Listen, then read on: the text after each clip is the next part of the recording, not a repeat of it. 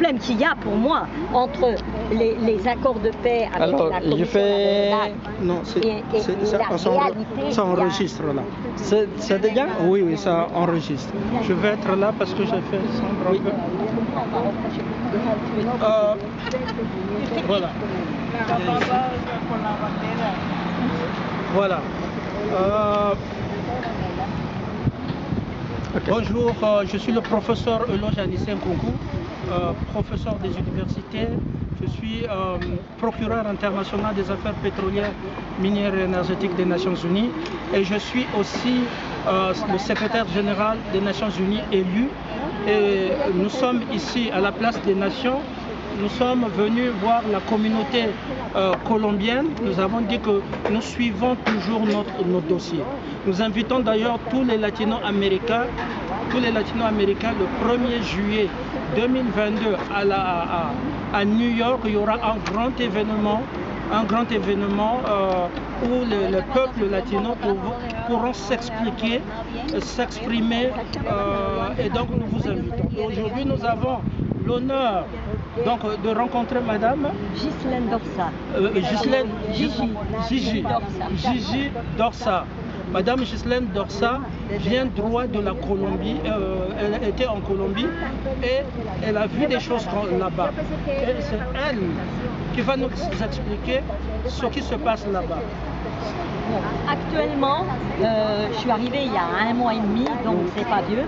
Je suis restée 6 mois dans une zone où il y a la guérilla, il y a les paramilitaires, les militaires et la COPLA. Donc c'est une zone très difficile, mais c'est une zone qu'on rencontre en Colombie dans beaucoup d'endroits.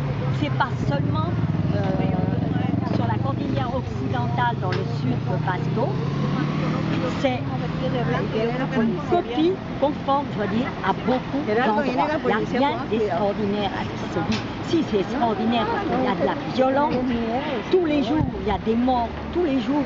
Alors, dans les accords de paix qui ont été signés avec la commission La Verdad, c'est vraiment bien, mais maintenant, il faudrait les appliquer à chaque communauté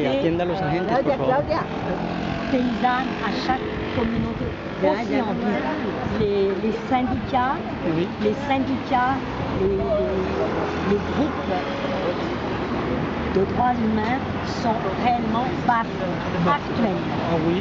Et ce que je trouve terrible, il y a aussi un abandon réel de toutes les infrastructures en Colombie. C'est-à-dire ce qui est éducation, ce qui est santé, ce qui est le problème de l'eau, le problème de ravitaillement, le problème des routes.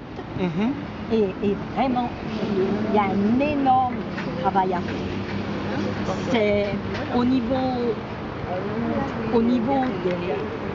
de la vie.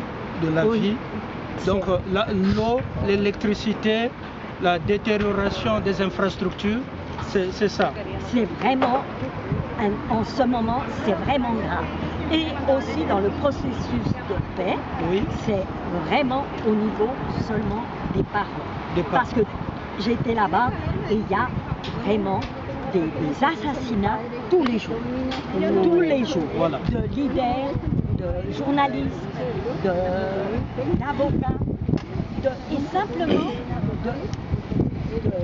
d'habitants de Colombie qui sont victimes de cette violence. Alors on parle aujourd'hui de paix, on parle qui ont été signés. Non, ce n'est pas comme ça actuellement.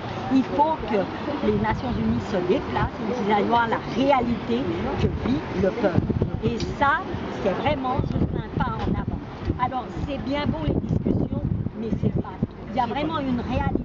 Une réalité, oui. Il faut changer parce que le peuple ne peut pas continuer à vivre dans l'oppression. Dans la misère. Il ne faut pas oublier que les enfants en Colombie ont faim. C'est pas seulement en Afrique, mais on n'en parle pas. En Colombie, il y a des enfants qui meurent de faim, alors que c'est un pays qui a des richesses immenses. C'est pas un pays pauvre, la Colombie. Elle a quand même un PIB important, mais ce qu'il y a, ça ne va pas au peuple. Il y a une corruption terrible et j'espère qu'un jour les Nations Unies vont se bouger pour faire payer, pour condamner tout le gouvernement actuel qui oppresse le peuple. Personne ne le dit, personne ne le plaint, mais je le dénonce haut et fort. Oh, super, super. Vous êtes une très grande militante des droits de l'homme. Alors, merci beaucoup. Je lance un appel à la communauté internationale. Quand je disais qu'on ne peut pas laisser les peuples être dans l'oppression, quand je disais qu'on ne peut pas laisser les femmes d'être dans l'oppression, on ne peut pas laisser les hommes d'être dans l'oppression, on ne peut pas laisser le peuple mourir de faim. Il n'y a pas d'eau, il n'y a pas d'électricité, il n'y a pas d'infrastructure. L'oisiveté, lorsqu'il n'y a pas d'emploi, les jeunes se tournent vers la violence. Alors, c'est un témoignage poignant que vous voyez. Si ça venait d'un expert des Nations Unies, vous allez dire non. Mais voilà une militante des droits de l'homme, qui témoigne, parce que personne ne peut rester indifférent à la souffrance des autres. Elle pouvait rester ici, elle pouvait vivre sa vie, mais elle dit ceci, c'est impensable. On ne peut pas ne pas intervenir pour les gens qui souffrent en Colombie et en Amérique latine en général. Donc ça, c'est un témoignage poignant et je demande donc aux Nations Unies de diligenter une enquête dans les pays de l'Amérique latine. Nous avons commencé ce travail avec le pape François, et voilà encore, moi je n'ai pas encore fini. Je suis revenu sur mes pas pour rencontrer la communauté colombienne et on témoigne que la solution n'est pas au mur des États-Unis où les enfants sont mis en cage. Mais la solution, c'est rebâtir l'économie en Colombie. La solution, c'est rétablir la sécurité en Colombie, des femmes et des hommes, des familles. Les gens vivent dans l'oppression. Il faut bannir la franc-maçonnerie, il faut bannir tous ceux qui nous oppressent. C'est cela qu'il faut dire. Ce que je voudrais dire aussi, c'est en ce moment dans ce processus, les femmes à travers des groupes se défendent bien. Elles essayent ensemble de marcher pour le changement. Et les femmes sont des femmes qui luttent, des femmes qui veulent le changement, des femmes qui marchent en avant, elles ne se laissent pas aller et elles n'ont pas peur ni de la guerre, ni des militaires et ni des paramilitaires et encore moins de la guérilla. Je veux vous dire qu'aujourd'hui, les femmes sont en marche pour un changement. Unis, on peut, nous pouvons.